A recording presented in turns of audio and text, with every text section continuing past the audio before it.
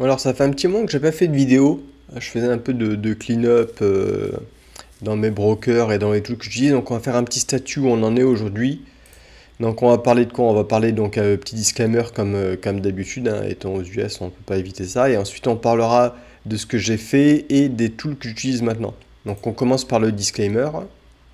Petite vidéo de review de mon portfolio et de mes investissements. Alors comme je suis aux US, je vais commencer par la tradition américaine en rappelant qu'il n'y a aucun conseil d'investissement dans la vidéo, c'est juste du divertissement. Et je vais vous la faire en anglais aussi au cas où il y aurait un américain qui soit perdu sur la vidéo. Nothing in this video is financial advice, it's just for entertainment. You should ask for a professional if you need for any financial advice. And you should also go watch another video because this one will be in French. Ok, maintenant que le disclaimer est fini, on va continuer donc avec les news. Donc j'avais pas mal de trading brokers avant, donc j'en ai fermé quelques-uns pour en garder uniquement deux. J'ai gardé Charles Schwab et Interactive Broker, qui sont deux assez gros en fait, où il y a peu de risques hein, qui arrive quoi que ce soit à la société, et qui sont pas trop mauvais. Alors ils sont pas terribles, mais ils sont pas trop mauvais. C'est des gros legacy, hein, donc faut pas attendre des miracles de leur UI ou que ce soit. Ensuite, j'ai trouvé de nouveaux outils pour traquer mes investissements. Donc on va parler un peu plus de ça en détail.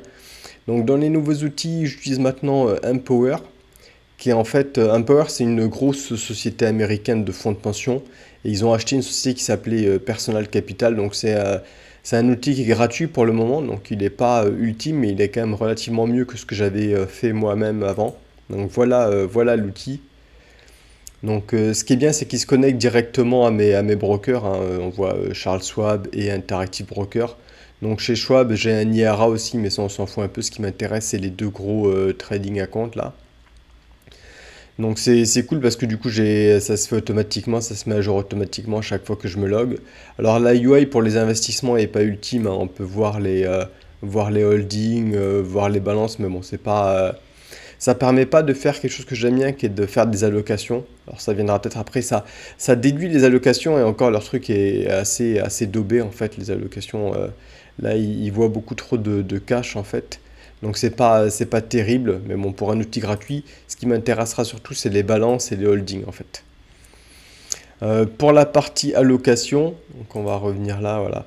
Donc ouais, c'est ce que je disais, ouais, donc ça va être bien pour mettre à jour régulièrement la valeur du portefeuille que j'ai pas moi-même la faire à la main. Et ensuite pour les allocations, je garde mon site web perso euh, qui me permet en fait de mettre des allocations. Par exemple là, donc ça c'est mon portefeuille actuel, hein, je dois avoir quoi, 35, 40 valeurs peut-être. C'est surtout des ETF, en fait je fais très peu de compagnies individuelles. Quoique je commence à en faire un peu plus maintenant parce que les ETF sont de plus en plus pourris en fait. Mais bon, là-dedans, l'avantage, c'est que ça me permet de mettre des allocations. Donc là, par exemple, pour les semi-conducteurs, on voit que je veux 0,1% et qu'en fait, je suis actuellement à 0,21. Donc, je suis overvalue un peu. Donc ça vient en fait du fait que les semi-conducteurs ont beaucoup gagné récemment. Donc, je ferai une autre vidéo plus en détail pour voir mes allocations actuelles. On voit qu'il y a pas mal d'or, il y a pas mal de bonds pour rester en cash. Et après, beaucoup de long terme quand même avec des investissements stock, world et US. Mais bon, je ferai une autre vidéo rien que pour ça. Donc voilà, je voulais un petit peu expliquer tous les changements que j'ai fait. Donc j'essaierai de me baser plus sur un Power pour traquer un petit peu le portefeuille et sur mon site perso pour voir un petit peu comment on va allouer le portefeuille. Et voilà, donc il y aura d'autres vidéos bientôt sur ces sujets.